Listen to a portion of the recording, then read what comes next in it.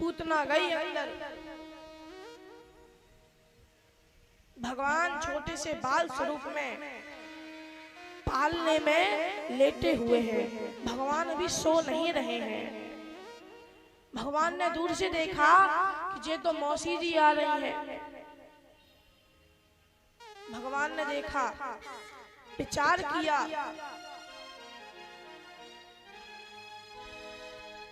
और भगवान ने अपने नेत्र बंद कर लिए।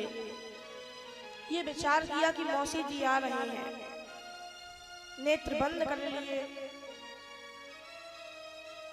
पूतना पास में आई, भगवान को दूर से देखा तो भगवान ने नेत्र बंद कर लिए थे। पूतना को लगा कि बालक सो रहा है। अच्छा, भगवान ने नेत्र बंद क्यों किए?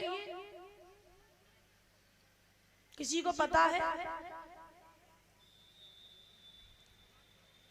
बहुत संत इस पर अपना अपना मत देते हैं। कोई कहता है कि भगवान ने नेत्र इसलिए बंद किए कि भगवान ने देखा कि मौसी जी आ रही हैं। क्यों आ रही हैं? विष पिलाकर मारने के लिए आ रही हैं। और विष पीने का कार्य हमारा नहीं, ये कार्य किसका है? भोलेनाथ का। तो चलो उनका ध्यान करते हैं ताकि वो हमारी कुछ सहायता करें। तो भगवान शिव का ध्यान करने के लिए भगवान ने नेत्र बंद किए। कोई कहता है नहीं, इसलिए बंद नहीं किए, नेत्र इसलिए बंद किए कि भगवान ने सोचा, देखो इतने बड़े कार्य का हम शुभारंभ करने जा रहे हैं। कौन से कार्य का? विनाशाय च दुष्कृताम, दुष्टों के विनाश के लिए भगवान आते हैं। भगवान ने विचार किया इतने बड़े कार्य का शुभारंभ होने जा रहा है और पहली बारी मौसी जी की ही आ गई और इतना बड़ा कार्य, तो चलो पहले मंगलाचरण तो कर लें।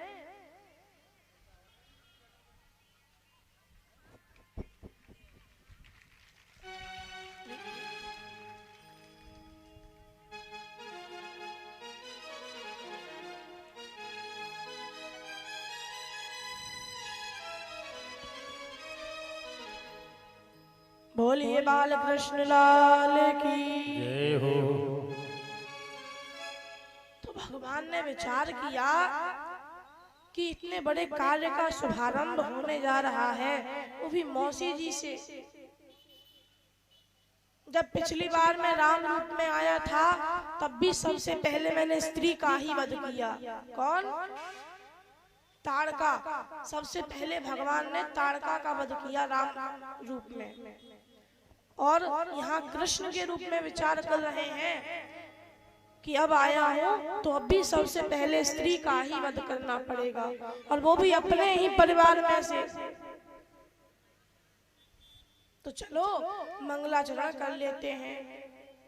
मंगलाचरण करने के लिए नेत्र बंद किए। कोई कहता है कि इसलिए बंद नहीं किए, बंद इसलिए किए कि भगवान ने सोचा पूतना कौन है? अविद्या। पूतना अविद्या है और अविद्या भगवान के सामने नहीं टिक सकती। तो भगवान ने विचार किया फिर लीला कैसे होगी? हम तो लीला करने आए थे, लीला कैसे होगी? इसलिए लीला करने के लिए भगवान ने नेत्र बंद किए। अब जिसको जो अच्छा लगे, सब अपना अपना मत देते हैं। भगवान ने नेत्र बंद करे और जिस प्रकार कोई बड़े भारी विषधर को, विषधर समझते हैं सांप को, कोई बड़े भारी सांप को एक छोटी सी रस्सी समझ करके उठा ले, उसी तरह पूतना ने अपने काल भगवान को एक छोटा सा सोता हुआ बालक जानकर अपनी गोद में उठा लिया। भगवान को अपनी गोद में उठा लिया और अपने स्तन को मुख में दे दिया।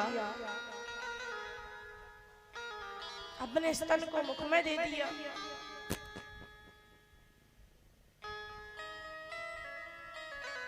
विषपान कराने लगी। कि ये जैसे ही विष पिएगा इसकी मृत्यु हो जाएगी। पूतना विषपान कराने लगी और भगवान विष को पीने लगे। भगवान उस विष को पीने लगे, विष पीने लगे। धीरे धीरे धीरे भगवान ने सारा विष जितना भी पूतना के अंदर था सारा विष समाप्त कर दिया।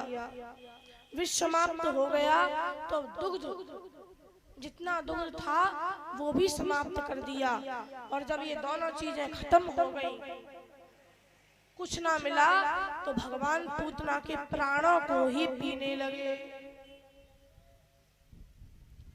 पूतना के प्राणों को ही भगवान पीने लगे। पूतना चिल्लाने लगी, घबराने लगी, सामुंचा, हे बालक छोड़ दे, छोड़ दे। इस प्रकार चिल्लाती हुई पूतना नंद भवन से भागी भागी मथुरा की ओर जाने लगी, मथुरा की ओर जाने लगी।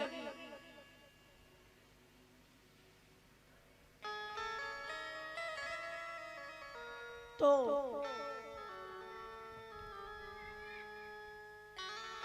पूतना जब मथुरा की ओर जाने लगी तो भगवान ने विचार किया, यदि ये मरते मरते हमें मथुरा में भी छोड़ गई तो फिर लीला कैसे होगी।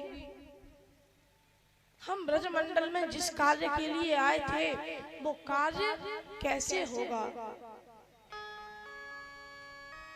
ये विचार भगवान ने किया और एक ही साथ पूतना के सारे प्राणों को भगवान ने पी लिया। पूतना अपने असली रूप में आ गई और असली रूप में आकर धड़ाम से नीचे गिर पड़ी, जमीन पर गिर पड़ी। पूतना का लंबा चौड़ा शरीर है। कितना बड़ा शरीर है? 6 कोस का, 6 कोस का शरीर है। लगभग 18 किलोमीटर इतना लंबा पूतना का शरीर है। पूतना धड़ाम से नीचे गिरी तो 6 कोस के जितने वृक्ष इत्यादि थे सब टूट गए और नीचे गिरते ही धड़ाम की आवाज हुई, धम्म की जोर से आवाज हुई। सब ब्रजवासियों ने आवाज सुनी तो सोचने लगे ये कैसी आवाज हुई। जसोदा मैया भागी भागी पालने के पास आई, चलकर देखूं तो सही कि लाला जाग तो नहीं गया। पालने के पास आई और देखा कि जाग नहीं गया, लाला तो पता नहीं कहां भाग गया। रोने लगी, इधर उधर पूरे महल में ढूंढा, कहीं लाला ना मिला। सब ब्रजवासी भागते भागते उस ओर गए जहां से ये आवाज आई थी। ब्रजवासी पहुंचे तो देखा पूतना का लंबा चौड़ा शरीर धरती पर पड़ा हुआ है।